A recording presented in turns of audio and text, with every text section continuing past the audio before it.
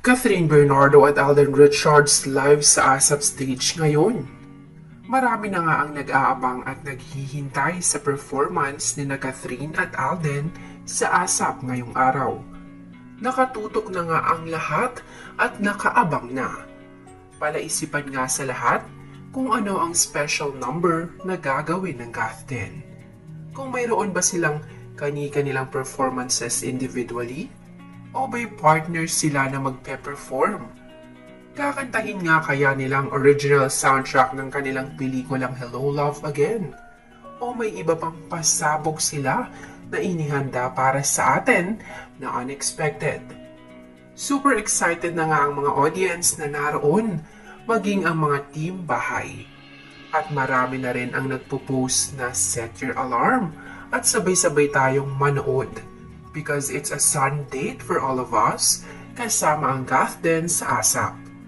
Kaya naman, kalma lang kayo at abangan lamang ang Catherine sa ASAP ngayong araw. Dahil another guesting at promotion na naman ito para sa kanila.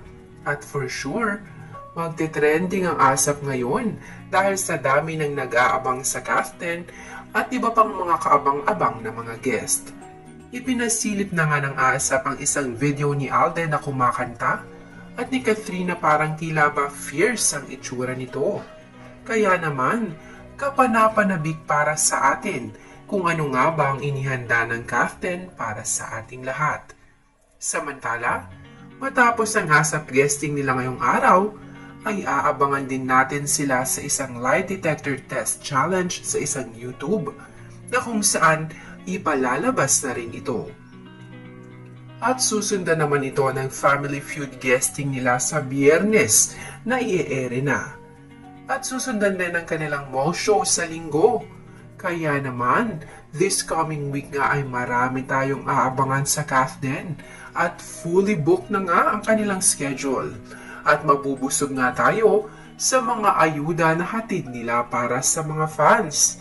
Hindi lamang yan, dahil habang papalapit ang showing day ng Hello Love Again na sa November 13 na, ay mas dadami pa ang sorpresa at pasabog ng Catherine sa atin.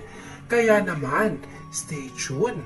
Kung gusto mo na una ka palagi sa latest update sa Catherine, manatiling nakatutok at nakasubscribe sa channel na ito for more latest updates sa Catherine. At syempre, para sa mga hindi pa nakakabili ng ticket para sa pelikula nila sa November 13, ngayon na ang pagkakataon. Pumili ka na bago ka pa maubusan ng ticket at para hindi ka na makipagsiksikan pa sa first day ng showing nila.